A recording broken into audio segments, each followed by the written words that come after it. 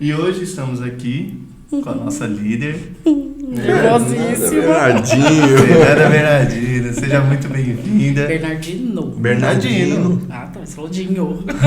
Ah, é verdade. Você falou Eu falei Bernardinho, verdade. Uma fã de dorama. Uma fã de dorama. Uma fã de dorama. Seja muito bem-vinda à mesa. Obrigada. Com a gente, Fernanda. Muito obrigada, Brian. Estou muito nervosa, gente.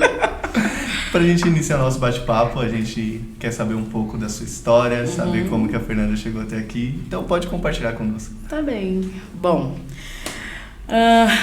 eu sou a segunda filha de uma família só de mulheres, né? Sempre fomos minha avó, minha mãe, minha irmã e eu.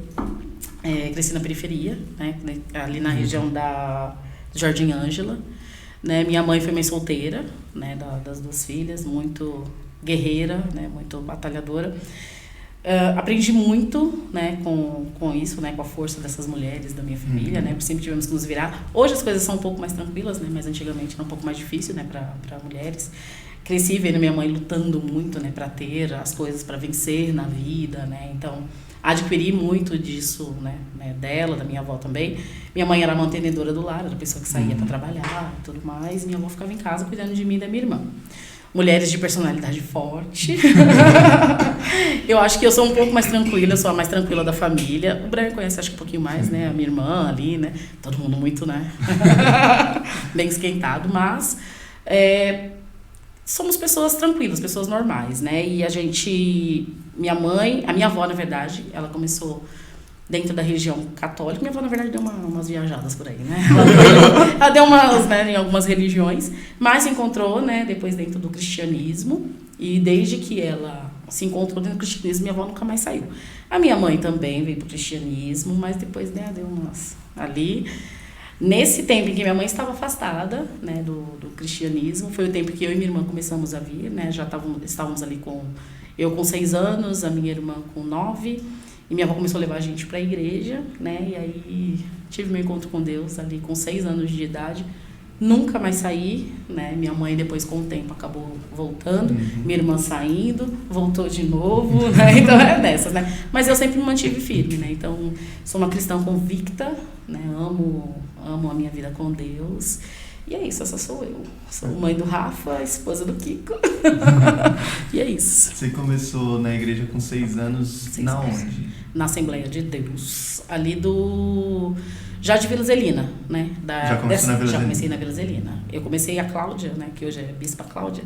Ela era minha professora de escola bíblica, né? Dominical. E aí eu me encantei, né? Eu me apaixonei ali por tudo que eu estava escutando e tudo mais. Aquilo fez muito, não sei, né? Mesmo com muito novinha, tudo aquilo fez muito sentido para mim e fez parte da minha construção, sabe? Então, não houve um momento na minha vida, inclusive minha irmã comentou sobre isso, né? Um tempo atrás, ela falou, nossa, Fernanda, nunca, né? Não teve um momento na minha vida em que eu oscilei, em que eu duvidei, em que eu estive afastada. Não, essa minha conexão com Deus, ela é muito forte, ela é minha vida. A minha vida com Deus é o que eu sou. E aí, você falou com 6 anos, a sua primeira experiência já com o Espírito Santo, né? Porque às vezes a gente entra na igreja, mas a gente passa um tempo e ainda não conhece assim verdadeiramente. Não, com 6 anos, na verdade, foi essa questão de entender a Bíblia, né? De entender aquelas histórias, de ouvir, de ficar encantada com Mar Vermelho, né? Golias, sendo, né? Assim, todas aquelas histórias fizeram muito sentido para mim. E eu amava muito ir para a igreja e amava ir para os cultos. Eu amava ver o que estava acontecendo no culto, né? Ver tudo aquilo para mim sempre foi muito, nossa, eu quero viver isso, né? Então eu via as pessoas mais adultas, falando em línguas e orando com muito fervor, então eu falava, nossa, eu quero isso para minha vida. Foi esse momento que eu tive essa coisa mesmo, sabe assim, com o Espírito Santo, eu já estava com 9 anos de idade. Não sei, né? Hoje em dia já não é mais tão assim, mas naquela época se falava muito sobre ser batizado com o Espírito Santo. Então era uma coisa assim, então a gente via... mais na Assembleia. Nossa! A gente via as pessoas falando em línguas e cura, e isso e aquilo, e eu ficava muito encantada. Eu falei, eu quero isso pra minha vida, né? Eu quero isso. E eu nunca tive pessoas assim da minha idade especificamente na igreja. Sempre as pessoas eram um pouco mais velhas. Então as meninas estavam nessa fase de, vou pra vigília para ser batizada, não sei o que lá, para ser batizada. E eu acompanhava essas meninas que eram mais velhas, que eram as amigas da minha irmã e a minha irmã. E eu entrei nessa, falei, quero ser batizada, quero ser batizada. E aí eu comecei, gente, foi assim, um desespero. Eu falei, eu preciso, não era uma coisa de querer, eu preciso ser batizada no Espírito Santo. Isso com 9 anos de idade. Comecei pra vigília, comecei a orar muito. Eu orava em casa, a gente orava de madrugada, sabe, aquela busca. Sim. Até que um dia, em uma vigília, não lembro nem onde que foi essa vigília, mas aí eu fui batizada com o Espírito Santo e, nossa, foi assim, incrível. E, ao mesmo tempo eu recebi também essa questão do canto, né? Sim, a gente entrar nessa parte. Como começou essa parte de cantar e ministrar louvor na igreja? Sim, na verdade, sim. Nessa fase, né, da minha vida, já com uns 9 anos de idade, minha mãe já tinha retornado para a igreja. E a minha mãe, ela que começou o Ministério de Dança, né? Ministério de Dança Gênesis, né? Na época era o nome. E minha mãe fazia em casa, ela montava as coreografias em casa, começou a trazer uma menina. Isso não era comum na Igreja Assembleia de Deus naquele momento, né? Então era uma novidade. Sim. E quando ela começou a montar, aí tinha as meninas que dançavam e ela queria, né? Minha mãe sempre foi apaixonada por música, queria alguém cantando. E aí ela ficava, né, distribuindo entre as meninas quem é que ia cantar. Uma hora era eu, outra era minha irmã, outra era outra menina, né, e tal. Confesso pra vocês que minha voz não era muito bonita, não, porque era muito grossa, né? Eu sempre tive a voz bastante, né, grave. Na adolescência, naquela fase que a gente passa da adolescência, minha voz modificou e afinou. Mas quando eu era menor, minha voz era muito mais grave do que isso. Então, cantando era uma coisa, assim, horrível. Normalmente é o contrário, né? Normalmente é o contrário, mas a minha afinou. Eu lembro que eu era chamada a menininha do vozeirão, a menininha do vozeirão, a menininha do vozeirão, o tempo todo. A menininha da voz grossa. E aí eu lembro que nessa fase em que eu tava nessa busca pelo Espírito Santo, e eu quero ser batizada, não sei lá. Teve um dia que minha mãe me colocava pra cantar, né? As meninas dançavam e eu cantava, e ia revezando. Teve um dia que eu tava nessa busca frenética pelo Espírito Santo, fui dormir, né? Já tinha orado e tudo mais, fui dormir. E nesta noite, especificamente, eu tive um sonho, né? E eu sempre tive esse negócio, Deus sempre fala comigo muito através de sonho, através de outras pessoas e tudo mais. Eu tive um sonho que eu estava em um colégio e, não sei, tinha uma multidão e nessa multidão tinha muitas pessoas oprimidas, né? E, gente, foi muito claro pra mim. Tinha muitas pessoas oprimidas, muitas pessoas mal, precisando de cura e tudo mais e tal. E eu, de repente, do nada, pegava o microfone e começava a cantar. E eu me lembro até da música, que era Então Minha Alma, né? Então Minha Alma canta-te, Senhor.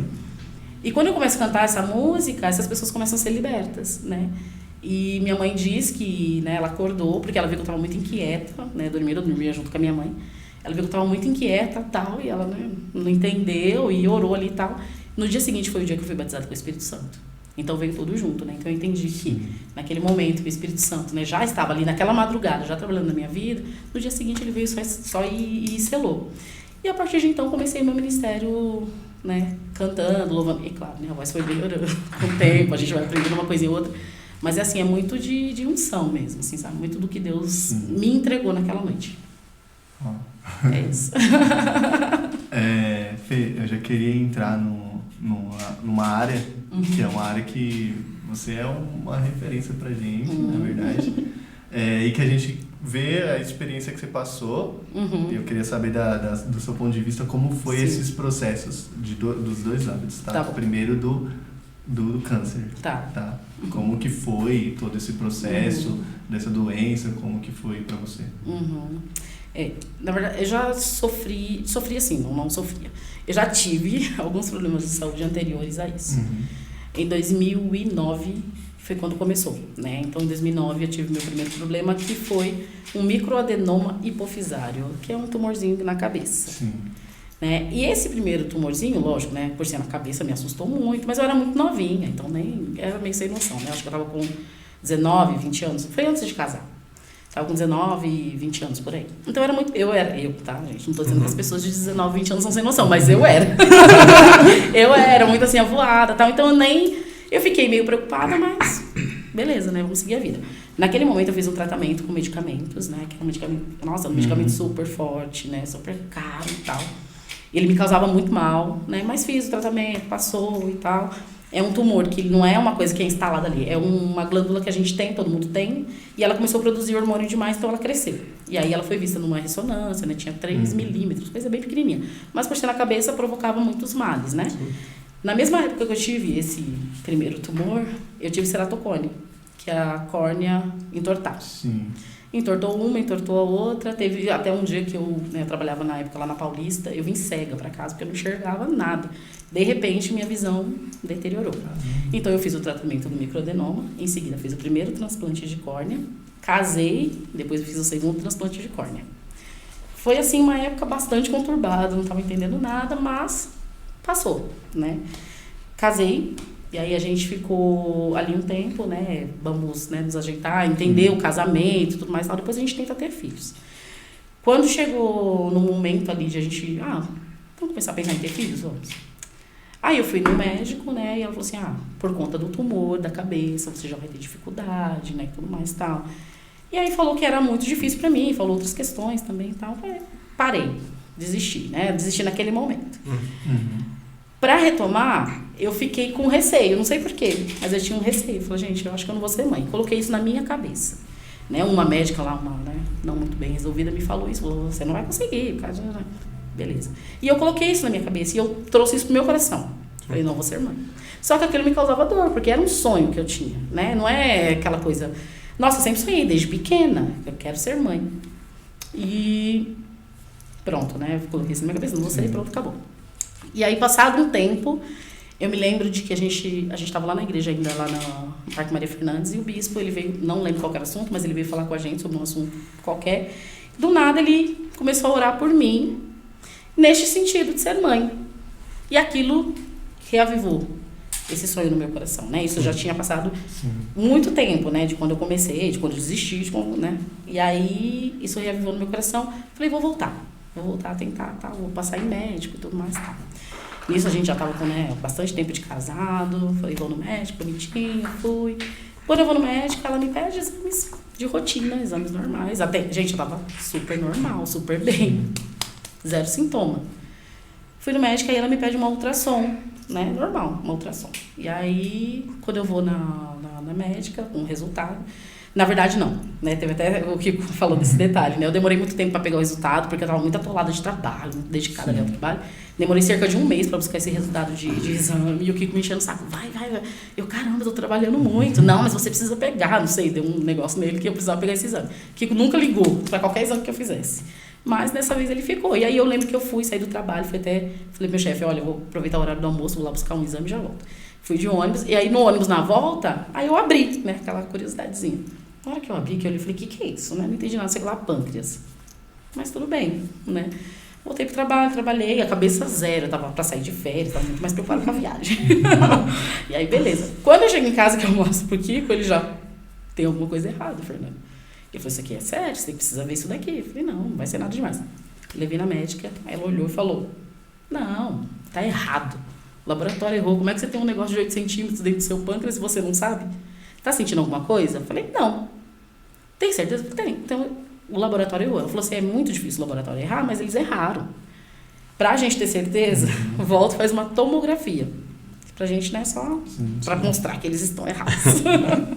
Fui, fiz a tomografia, e aí quando eu voltei pra ela, não tinha 8, tem 10. Oxi. Tem 10 centímetros, então era uma coisa enorme. Sim. Nossa. Aí pronto, né? Aí já comecei, tá desespero e tal. E além desse de 10, tinha mais um na região pré-sacral, que a primeira não tinha pego, né? E aí ali eu já comecei a dizer, vou morrer. Pronto, vou morrer, né? Porque se eu falar tumor, você já entra em desespero. Aí a gente começou numa busca frenética por médicos, né? E tudo mais. Aí eles pediram a ressonância, que vai mais, né? Vai além ainda. O laboratório fazia, já me entregava, eles mesmos, né, ficaram muito assim, né, impressionados, porque é uma coisa muito grande, era enorme. E eu lembro do exame, né, uma bola, eles até pintaram ela de azul, assim, gente, era uma bola perfeita, assim, sabe, dentro do meu pâncreas, é maior do que meu rim, então começamos nessa luta, né, muito doida, a gente procurou especialistas, alguns não quiseram me atender, porque falaram, não por mal, né, mas porque falaram, a gente não consegue, porque a gente não sabe como mexer, né? A gente não sabe como fazer. Até que, né, fui parar no Beneficência Portuguesa. Doutor Itauã, que é um anjo de Deus na minha vida, sou atendida por ele até hoje, né? E até hoje, vou contar já. Ele pegou o caso, né? Eu passei primeiro com uma oncologista, ela me passou para ele, que é oncologista, cirurgião oncologista. E ele falou, não, a gente vai fazer. E aí ele me explicou. Nossa, quando ele começou a me explicar a cirurgia, eu fiquei horrorizada. Porque ele falou assim, eu vou ter que colocar minha mão, afastar os seus órgãos. E eu, o quê, né? Tipo, nem imaginava uma coisa dessa. Sim. Mas foi, né? E foi um processo bastante difícil mesmo, né? Eu tenho, assim, histórias do hospital, assim, que são horrorosas, né? Do período de internação, mas vencemos, né? Graças a Deus. Eu vejo Deus em toda essa história, porque, gente, foi... Eu nunca ia saber. Ele falou assim, o perigo desse... Né, esse tumor, o que acontece? Ele era grande, ele era maligno por dentro, ele era totalmente maligno por dentro, mas ele tinha uma capa por fora que era benigna. Foi isso que me salvou, porque senão... Quantas pessoas, né, que a gente não conhece, que já morreram de câncer de pâncreas? E o meu médico explicou. Por que o pâncreas? Porque o pâncreas é o último órgão que a gente tem, então ninguém nem liga pro pâncreas. Então, quando já vê, já está em estágio avançado e a pessoa já está morrendo. Né? Então, o perigo era, se eu batesse isso e esse tumor rompesse, morte súbita. Né? De repente, morreu. E eu nem imaginava que eu tinha isso dentro de mim. Depois, com o tempo, eu fui descobrir que eu tinha sintomas sim, mas eu não sabia. Eu tinha umas manchas roxas assim no pescoço, no cotovelo, no joelho. Era mais escuro sempre. E aí eu descobri que era por conta disso. Foi bem complicado. Eu cheguei na igreja e estava no processo do final, acredito. E eu lembro muito de como que você estava nessa correria com o hospital e tudo mais. E aí, Fernanda, como que... Na verdade, você já falou, né? Você viu Deus em todo o processo. E eu queria também saber de você como que foi o processo da gravidez, né? Porque aí entra o ponto também do aborto e toda essa parte. Sim. Assim, e só para concluir também, né, essa questão do tumor, né, uma coisa que eu não contei ainda, né? Que esse ano, né, em janeiro, eu passei com o meu oncologista, porque eu faço esse tratamento desde então, uma vez por ano eu tenho que ir fazer todos os exames de novo, porque corria o risco dele voltar e tal. Quando foi agora em janeiro, ele me deu alta. Ele falou, acabou. Né, então... Jufa, né? Porque até então a gente vivia nessa... Né? E o segundo tumor também tirei, mas esse foi bem mais tranquilo, né? Então, graças a Deus, esse ano foi tipo a certeza de... Deus já realizou um milagre. Ele olhou assim e falou assim, acho que eu vou te dar alta. E depois, no final da consulta, ele falou, você tá de alta, a gente vai... Claro, né? Existem outras questões e tal, mas para esse tumor, graças a Deus, esse pesadelo finalizou, né? Deus cuidou de tudo, do início até o fim. Passado isso, né? Então, assim, foi um período bastante difícil, né, pra gente, foi bastante, né? Mas também um período muito bom, onde a gente... acho que pro nosso casamento, né? O casamento Kiko e Fernanda foi, assim, de extrema importância, porque a gente realmente entendeu, né, que nós estávamos um pelo outro, né? O Kiko foi a pessoa que segurou mesmo a minha mão, né? Junto com a minha irmã, junto com a minha mãe, minha avó, né? Já estava com Alzheimer. Mas outros amigos também, sabe? Que eu falei, poxa, né? É nessas horas que você sabe. Que realmente está ali com você.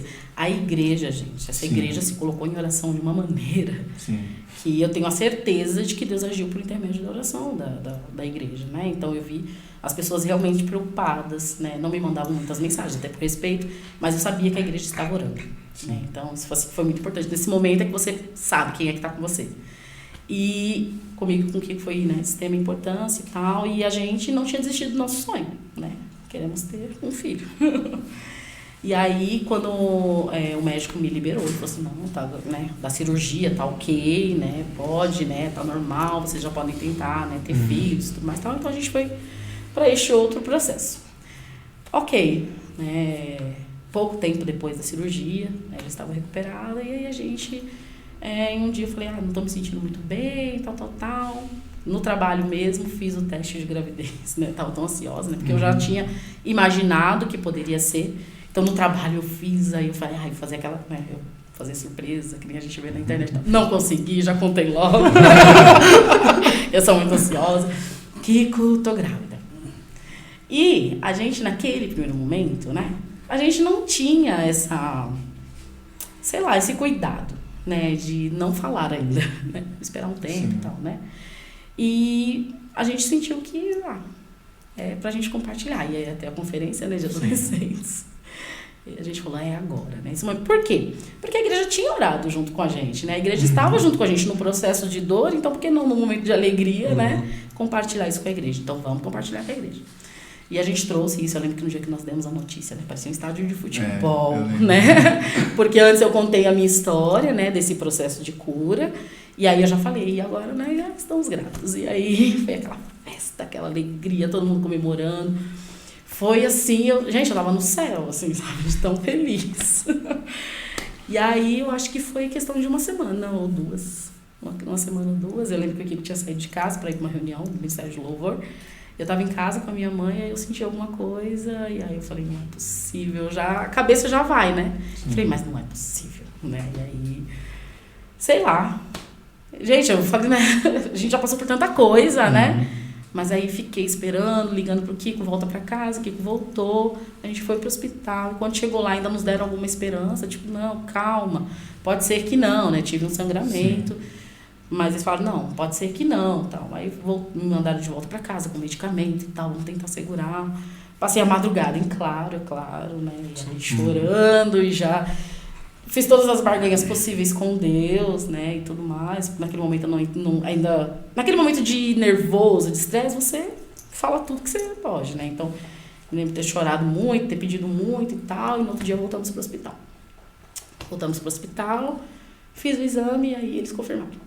Falei, realmente, né? Você perdeu e tal. E ali... Desabou. Nossa, mas desabei assim de um jeito que, pra mim, foi pior do que quando eu descobri o tumor. Né? Foi pior, porque... na verdade, teve essa questão... Ai, gente, olha, eu tô pulando toda a história, mas... teve antes disso, né? A questão da promessa. Sim. Né? Eu me lembro que quando eu tava me recuperando do tumor, eu lembro do pastor Sérgio, né? Ele foi lá em casa fazer uma visita e tal, e aí ele pegou e falou assim, né, que livramento e tal. Aí ele falou assim, você tem promessa de Deus pra sua vida? Porque diz que quem tem promessa não morre. E aí eu parei pra pensar, eu falei, não, tipo assim, né, uma promessa assim, né? Não tenho. Eu fiquei, nossa, né? Eu falei, Deus, né, podia ter uma promessa, né? Tal, beleza. E aí eu me lembro que aí veio a primeira vez, né? Porque Deus, ele fala comigo muito assim, eu sempre falo isso, que eu sou muito tonta, então Deus, ele precisa falar, frisar, reforçar. Fala, você tá entendendo? Ele quase me sacode, fala, você tá entendendo? Você fala, tô aqui, tá? E aí eu me lembro, aí o Sérgio primeiro veio e fez essa pergunta, se eu tinha promessa, e eu falei que não. Em seguida o bispo foi me visitar por algum motivo, e numa oração que ele fez, estava ele e a Nilza, né? A bispa Nilza. E aí ele... orou por mim, eu me lembro muito daquela oração e, tipo, ali eu recebi você vai ter filho. Depois, teve o Rodrigues também, que ele tinha sonhado, eu, Kiko, andando com uma criança, né, de mãos dadas, e foi outra promessa. Mas ainda assim eu ficava, ai, será? Deus, será? E Deus quase falando, minha filha, pelo amor de Deus. E aí, eu lembro que eu fui viajar com a minha mãe, né, e aí foi nosso primeiro voo, né, a gente toda vez, ai, vamos andar de avião. E aí eu peguei meu RGzinho, fui com ela lá no não sei, guichê, né, que chama, né, da Avianca. E eu tava com o meu RG na mão, e aí eu entreguei o meu RG pro moço, né, pra ele fazer o check-in, e ele viu que eu tava nervosa, toda assim, tá. Ele falou, calma, vai dar tempo, a gente vai fazer tudo bonitinho. E aí ele pegou o meu RG e olhou. Aí na hora que ele olhou, gente, foi assim, uma coisa assim surreal. Eu nunca tinha vivido assim, né, algo assim na minha vida. Ele pegou o meu RG, olhou e olhou pra minha cara. Aí ele olhou de novo, aí eu já fiquei com medo. Eu falei, gente, o que tá acontecendo? Eu não estou levando nada de errado, não tem nada de errado. Tô procurado e não tô sabendo. Pelo amor de Deus. Aí ele olhou de novo e olhou pra minha cara. Falou, Fernanda. Eu falei, Fernanda. Ele falou, é com você mesmo que eu tenho que falar. Aí eu já, comigo? Ele falou, Ele falou assim, Deus mandou eu te falar que você vai ter um filho. E eu fiquei assim, hã? Ele falou assim, eu nunca te vi na minha vida, mas eu tinha que te falar isso hoje. Olhou meu RG, olhou minha cara e falou, é você mesmo. Deus mandou te falar, calma, você vai ter um filho. Fui viajar, oh meu Deus, né? E aí isso foi antes do aborto, né? Sim. Então eu falei, tenho essa promessa, engravidei, vou ter meu filho. Sim. Veio o aborto, falei, mas... como assim? Sim. O Senhor fez uma promessa, né? Nós recebemos, e por isso que a gente contou para a igreja, né? Com tanta alegria, porque a gente, poxa, eu cumprimento a promessa. Mas era mais um processo que eu precisava passar. Sim. E a gente não sabia, porque é isso, né? A gente não entende como que Deus quer agir, sim, né? E naquele momento eu não sei, nem lembro se eu questionei ou o que foi, mas eu só sei que eu falava, o Senhor fez uma promessa, o Senhor fez uma promessa, a promessa precisa ser cumprida. Sim. Beleza. Passei por aquele momento, me lembro de ter Gente, foi a primeira vez assim, que eu chorei de gritar. Entendeu? Assim, na minha vida, assim, porque eu falei, não é possível, por que comigo, tudo comigo. E aí, ok, o tempo passou, né? Eu acredito muito num Deus que atua no tempo, então eu precisava daquele tempo, Deus veio me curando. Foi um momento muito importante e foi um momento que eu fui muito respeitada, porque ninguém me perguntou nada. E eu não podia falar sobre aquele assunto, porque era uma coisa muito dolorida pra mim. Acontece que, 2 meses depois, lá estou eu de novo, ai, acho que eu estou passando mal. E aí, a gente, né, já com mais prudência, com mais cuidado, né, fiz o teste. E aí a gente, né, com medo, já tava, né, com uma médica já me acompanhando, ela passou os medicamentos, tudo certinho. E 4 meses depois, quando eu estava no 4º mês de gestação já, a gente anunciou que o Rafinha estava vindo. Sim, também estava. Você estava lá também. A gente já estava com 10 anos, a gente estava comemorando nossos 10 anos de casamento e já a chegada do meu filho, que assim, promessa de Deus, é a minha promessa cumprida, assim. Sim. E eu, nossa, eu não tenho nem palavras, gente, para agradecer. Deus, ele é vivo, Deus, ele é real. Sim. E a palavra dele, ela se cumpre. Então, assim, eu sou testemunha viva disso. 4 aninhos já. 4 aninhos. Coisa linda. Deus que cura. Deus que cura, exatamente. E o nome dele foi escolhido por conta disso. Rafael, Deus que cura. Deus curou a minha vida, curou o meu coração. Eu precisava passar por todo esse processo. Aprendi muita coisa, gente. Eu amadureci muito nesse processo. Muito, assim. Sim. Porque é uma coisa, assim, radical, né? Então foi forçado o meu amadurecimento, sabe? Na fé, na minha vida, no tratar com as pessoas, no entender a vontade de Deus. Né? Então, é claro, né? Continuo aprendendo muitas coisas. Mas aquele momento foi, assim, transformador para minha vida. 2017 até hoje, assim, tem sido transformador na minha vida. Sim. E de 2017, foi quando eu entrei na igreja? Foi 2017, eu acho. Pra cá, que eu vi um pouco disso, e eu trabalhei muito, né, com vocês nas lideranças, esse negócio de não deixar a peteca do ministério também cair, isso pra mim fortalecia muito a minha fé. Fortaleceu muito a minha fé, né? Já dizendo isso, porque eu via todo esse processo de vocês, eu falava assim, caramba, com tudo isso eles ainda estão aqui, estão mandando mensagem, estão fluindo ali, estão preocupado com isso, então eu tenho que fazer mais ainda, entendeu? Então, é um testemunho de muita coragem, muita determinação, muita força, Fernanda. E você é um exemplo nisso. Na verdade, assim, eu acho que as pessoas falam, ai, você é forte. Não é nem que você é Sim. forte, é que você não tem muita opção. Ou vai, De ou desiste. Não tem muita. Exatamente. E essa força que eu entendo é o Espírito Santo, gente, atuando dentro da gente. Porque senão você não anda, Gente, teve um momento de eu parar. Assim. Eu me lembro muito que nessa época, né, do tumor e tudo mais e tal, eu estava trabalhando ainda, né? Eu trabalhava lá no Itaim Bibi, e aí eu vinha de trem embora. E aí todos os dias o fretado me deixava na estação, e aí eu descia a estação, sempre música o tempo todo. Deus falava muito comigo por intermédio de vários louvores. Todas as vezes eu parava ali na descidinha da escada da estação e ficava olhando pro rio. E ali era o meu momento de oração, né? Ali era o momento de entrega. E nesses momentos foi que Deus foi me fortalecendo. Entendeu? Então, assim, eu sentia ali, sabe, tipo, ok, passou, vamos. Era o meu momento de ficar triste, era o momento de... Porque em casa, você não podia muito ficar triste, porque sua família também tá sofrendo, né? Sofre a pessoa que tá passando pela situação? Sofre. Mas a família, pelo medo de perder, né, e tudo mais, também sofre muito. Então, eu não me sentia confortável de fazer isso em casa. No trabalho não dava, né? Então eu parava ali naquela estação de trem. E ali eu parava, era um momento de choro, de orar e tudo mais e tal. E de, sobretudo, o Espírito Santo me fortalecer, né? Então, a força não é minha. De forma alguma. Se eu pensar que minha é besteira, porque a gente não tem isso.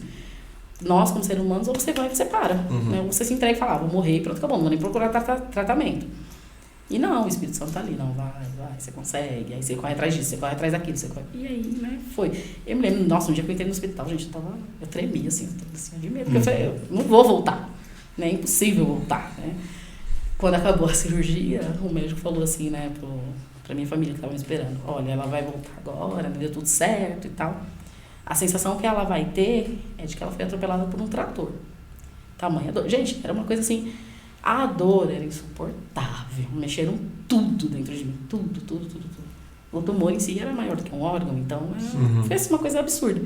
Mas é isso, Deus, ele nos fortalece e ele nos capacita para passar por tudo. A gente vai mudar um pouquinho a vibe agora, Fernanda. A Vamos. gente já compartilhou bastante da sua história, do seu Legal. testemunho. Eu queria primeiro começar falando de uma coisa que a própria, no podcast, a Nilza falou, né? Ai, meu Deus. Que é referente a servir na igreja. Aí ela falou assim, a Fernanda, desde pequenininha, Eu ouvi.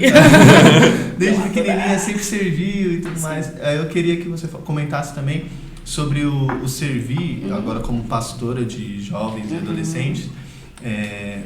Na época da Assembleia, eu sei que a gente servia bastante, desde pequeno. E hoje, como que você vê a juventude servindo na obra, jovens e adolescentes, eu não estou falando só da IBA, tá? Sim, no geral, no né? contexto geral. Jovens e adolescentes nesse serviço à congregação.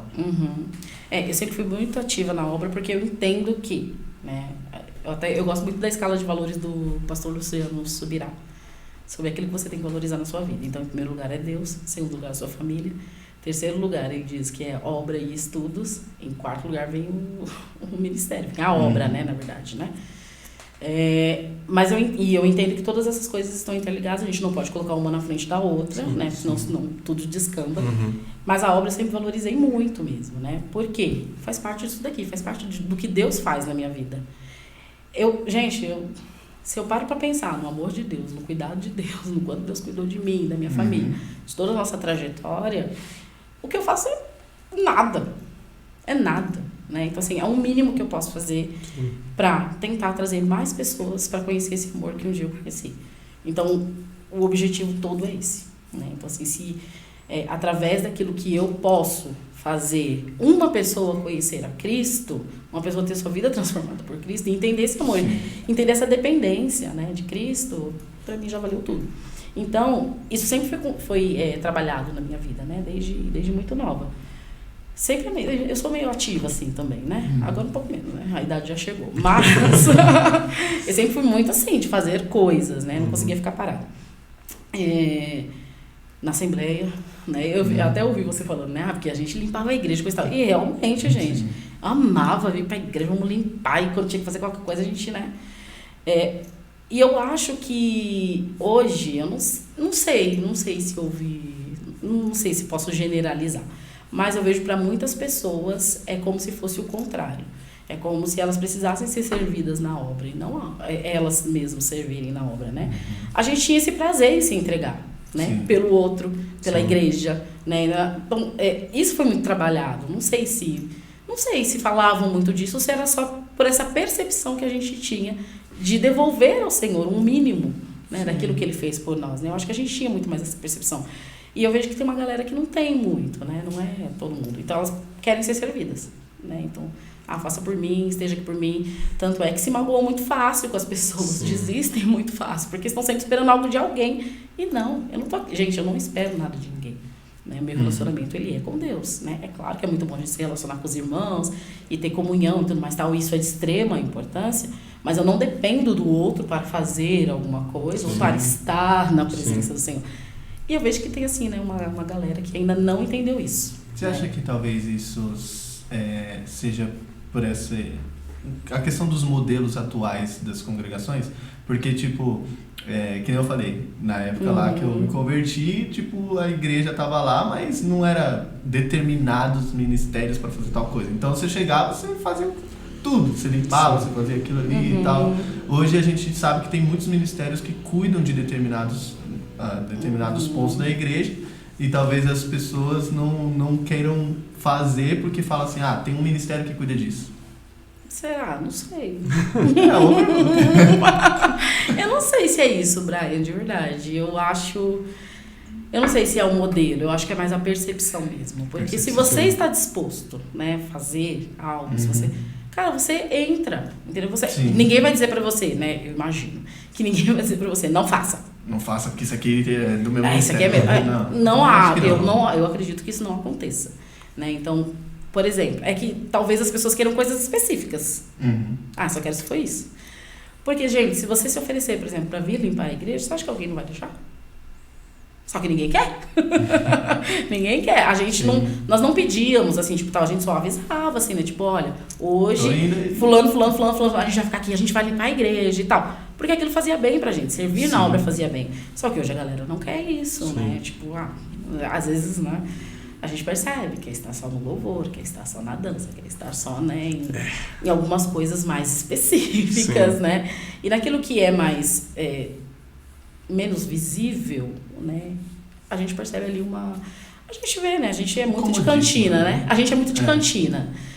No dia. Team Cantina, a gente é o Team Cantina da igreja. Cantina, é isso. Poucas pessoas querem servir numa cantina porque dá trabalho, é chato às vezes, né? Porque você tem uma responsabilidade de ir no mercado, de fazer isso, e é uma coisa que ninguém tá vendo. Ninguém vai falar, olha só, né? Você tá fazendo cantina. Não. Você vendeu hot dog e ninguém lembra de você. Limpar a cantina. Então, assim, porque a pessoa... Não sei, gente, se é porque a pessoa entende que... Não sei se é só questão da visibilidade... Ou não entende realmente o valor por trás disso. Porque quando eu estou fazendo uma cantina, que é uma coisa muito simples, eu estou levantando fundos para ajudar outras pessoas. Sim. Né? E é muito bonito quando a pessoa entende isso. Que tudo que você faz é no objetivo de trazer mais pessoas para aquilo. Seja limpar um chão, seja limpar um banheiro, seja medir uma cantina. Não importa o que for. Né? Então, eu acho que falta essa percepção da galera, da importância. Sim. De verdade. Fernanda, uma perguntinha assim. Pra você, como pastora dos jovens e dos adolescentes, qual que é a coisa mais... Como que eu poderia dizer? Mais... Que medo. Mais... Qual que é a coisa mais desafiadora para você hoje na juventude de jovens e adolescentes da nossa igreja? E também podendo ampliar para outros líderes também. Da nossa igreja. Da nossa igreja, qual que é a coisa mais desafiadora para você ser? E também qual que você vê para os pastores de outras igrejas? Qual que é o âmbito hoje? Qual que é o desafio do pastoreio hoje de jovens e adolescentes? Eu acho que eu separaria jovens de adolescentes. Eu acho que para adolescentes essa percepção. Essa percepção de que tudo que você faz vem de Deus e você está devolvendo para Deus. Né? Não é para você. Né? Não é claro, né? Que é muito... E é isso. Os adolescentes, eles têm muita essa facilidade de estar em comunhão uns com os outros. E às vezes isso é confundido e acha que vir para a igreja é só pela comunhão. Não todos, tá, gente? Pelo amor de Deus. Alguns, um ou outro. Vir para a igreja é só o estar em comunhão com o outro. Não é. Você tem essa percepção de que, cara, veio de Deus e está voltando para Deus. Mas eu acho que o adolescente ele ainda tem um coração um pouco mais aberto. Né? Os jovens, no entanto... O maior desafio com os jovens, eu acho que é a comunicação. Eles não são abertos para se comunicar com pessoas mais velhas. Sim. Eu tenho 35 anos, eu não sou uma idosa, mas já me considero mais velha, então, estão zero abertos para um diálogo. Porque eu não sei se isso é uma coisa muito dessa geração, ou se isso sempre existiu, até porque em outro momento eu estava lá nesse lugar de jovenzinha. Mas eu acho que sabe tudo e já sabem todas as respostas e não precisam, sabe? De um conselho, não precisam aprender nada, né? Então, é muito difícil alcançá-los, né? Porque eles estão nesse lugar.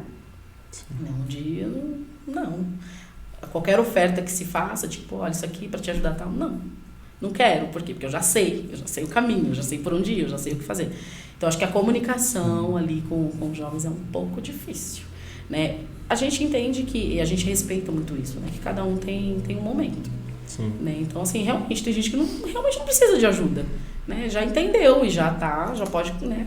Mas tem uns que precisam de ajuda e, não conseguem, né? Ceder a este, né? Pedido, né?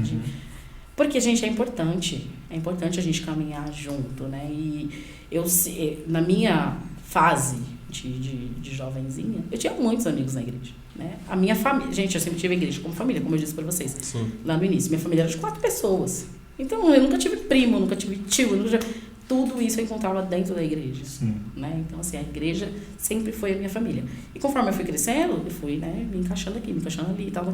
Então, eu tive muitos amigos. E isso fez muita diferença, gente. Muita diferença. Caminhar com amigos é muito caminhar melhor. com amigos. É muito melhor. Porque você está ali falando com pessoas que estão na mesma sintonia que você. E hoje eu vejo a galera, não querendo, entendeu? Não é uma questão de não quer. Então, qualquer coisa que você... ofereça, qualquer coisa que você faça, é um não. Né? E vou me afastar mesmo. E talvez isso aconteça na igreja comum, né? Não sei, na igreja no geral, né? Talvez pelo excesso de rede social, né? Então é mais fácil me comunicar pelo celular, WhatsApp, coisa e tal. As pessoas perderam essa conectividade, né? Então, comunicação é muito falha, seja com pessoas mais velhas, seja com pessoas da mesma idade. Sim. Ainda percebo essa barreira maior com pessoas mais velhas, mas eu acho que, tipo, a galera não quer estar junto. Isso é muito difícil, é muito triste, na verdade. Concordo. A galera não quer estar junto, isso é muito triste. Imagina, a gente se reunia pra tomar suco. Sim. E aí, não tomar suco, conversa e ria. Na época de assembleia, acabava culto, ficava até meia-noite ao fim da igreja conversando, não importava. E aí quando às vezes faz conexão com alguns, só quero fazer conexão com esses. Tipo, não convido outra pessoa pra estar junto comigo, sabe? Tipo, e... Claro, né? As panelinhas sempre existem.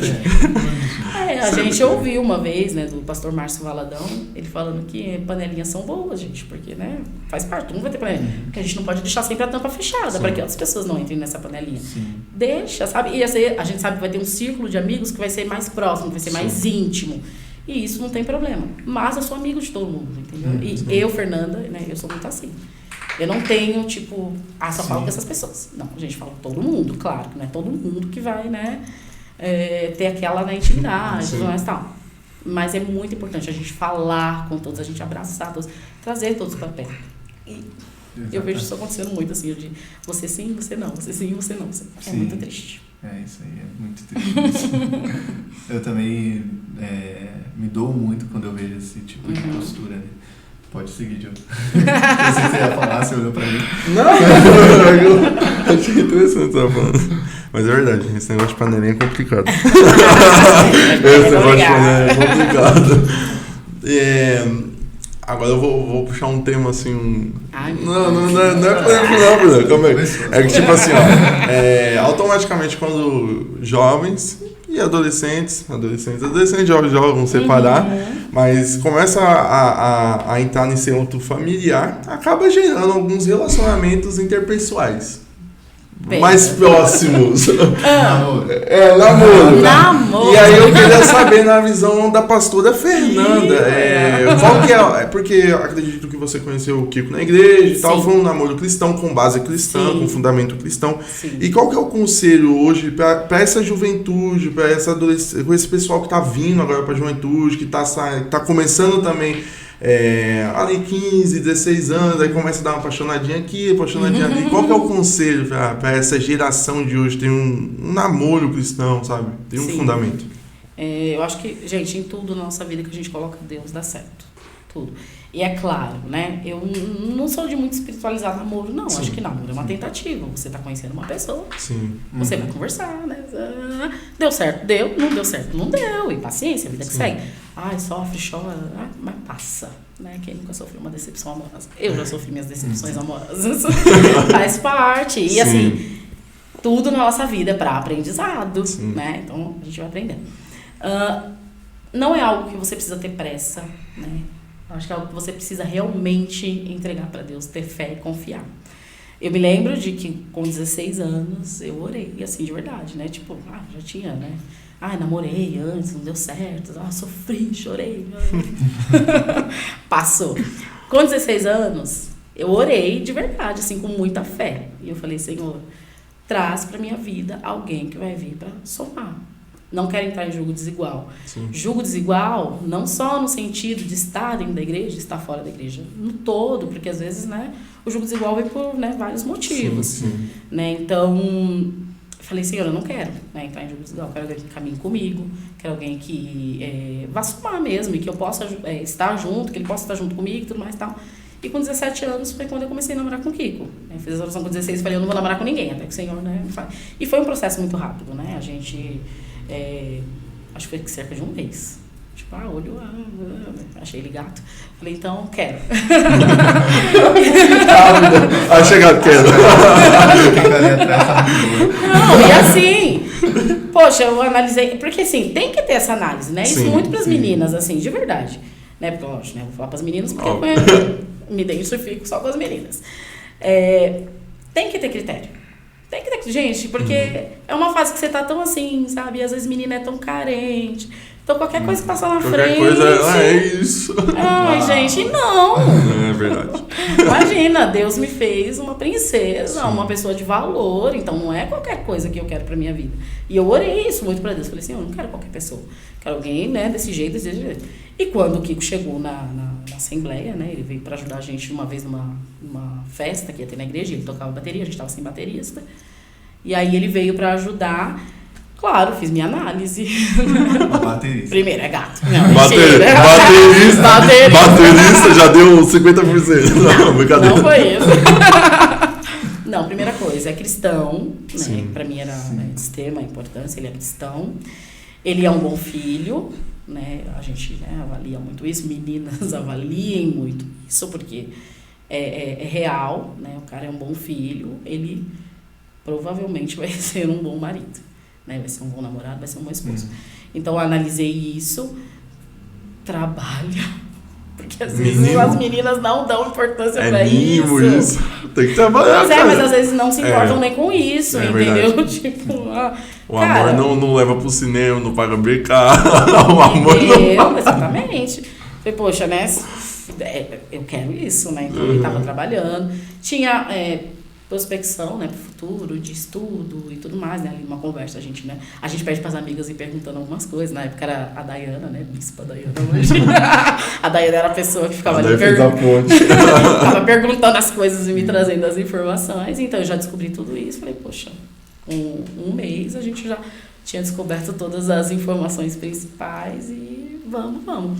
E é isso, eu acho que quando a gente ora, quando a gente entrega para Deus e quando a gente, obviamente, faz essa lição de casa, né, de avaliar onde é que eu tô entrando, qual que é o terreno que eu tô entrando, cara, é uma porcentagem muito alta de dar certo, né? Sim. Então, assim, meu conselho é, ore, avalie sim, acho que a gente tem que ter critério. Sim, não é qualquer coisa que serve nem para os meninos e nem para as meninas. Sim. Não deixe os hormônios falar por vocês, porque a gente sabe que a adolescência é uma fase que os hormônios estão ensandecidos, né? Sim. Então... quer namorar, e aí, às vezes, acaba metendo os pés pelas mãos. E é uma preocupação que eu e o Kiko, a gente sempre, né, conversa em casa. A adolescência é uma fase muito complicada. Qualquer erro que você cometa aqui... E, gente, às vezes eu vejo, não é dizendo que eles são extremamente inocentes, mas ainda não conheceram muita coisa da vida, né? Então, às vezes, acabam trocando os pés pelas mãos. E um passo errado na adolescência pode definir tua vida inteira. Sim. E eu fico morrendo de dó, porque você fala, poxa, né? Eu me lembro da Fernanda na adolescência, o quanto eu era bobinha, né? Então, poxa, graças a Deus, né? Deus me cuidou, Ele me fez dar os passos corretos para que eu chegasse até aqui.